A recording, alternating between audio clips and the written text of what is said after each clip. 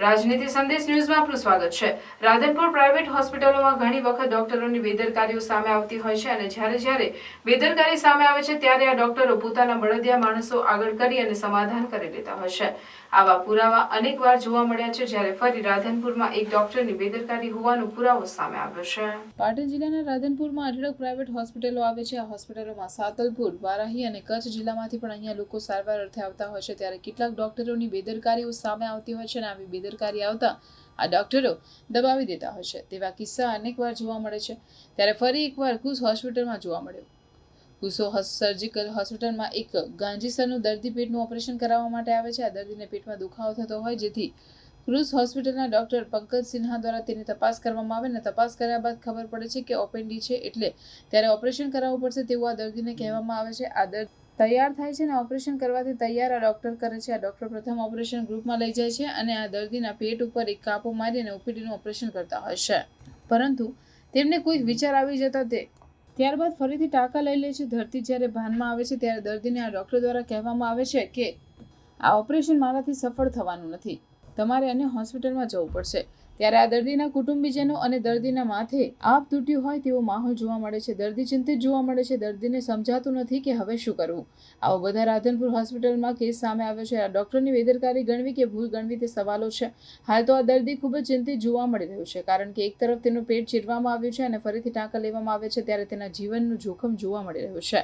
આ doctor operation કરવા સક્ષમ ન હતા તો શા માટે પેટ ચીરવું પડ્યું તે પણ સવાલ છે।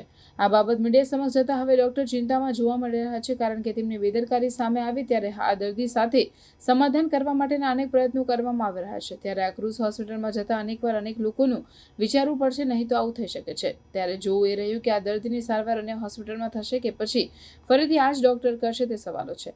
હાલ તો આ પરિવાર કુશ હોસ્પિટલમાં ટાંકા લીધેલ હોય, જેથી વધુ સારવાર લઈ રહ્યું છે। ઓપરેશન કર્યું, અંદર લઈ ગયા અને પેલો આવ્યો અંદર છે ને પક્ષી એને ખબર આમ પડી એટલે ઓપનિંગમાં છે આંટી છે પાકી ખબર તો ખરી। અચ્છા, એટલે ઓપરેશન કર્યું પછી આંટી આવી એવું? ના આંતરડામાં આંટી હતી, બરોબર। પેલું બતાવ્યું પેટ શીરું બતાવ્યું, બરોબર, આંતરડામાં આંટી છે, પછી થઈ જાય છે ને કીધું થઈ જાય, બરોબર।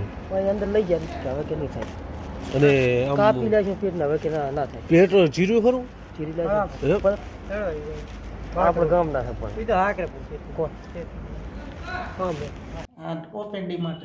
ઓપેન્ડી માટે ઓપેન્ડીનું ઓપરેશન કર્યું? ના, ઓપેન્ડીનું મેં પંકજસિયાના જોડે ગયા, લેબોરેટરી કરાવી, સોનાગ્રાફી કરાવી, તારે એણે એમ કીધું કે ભાઈ થઈ જશે। મેં કીધું કાર્ડમાં જ થાય તો કે હોય। મેં કીધું પેલા ઓકે દૂરબીનમાંથી થાય છે કે દૂરબીનમાંથી નહીં થાય કે થોડીક આંટી છે કે બરોબર, એટલે હાથથી થાય કે બરોબર, આ એટલું કીધું મેં તો કરો। બરોબર। પછી ઓપરેશન અત્યારે કર્યું એમને કર્યું એટલે આંટીમાં હતી એટલે પોતે કશું કરી ના આવ્યા। બરોબર, એટલે પહેલેથી એમને ખબર હતી કે આંટીમાં હતી?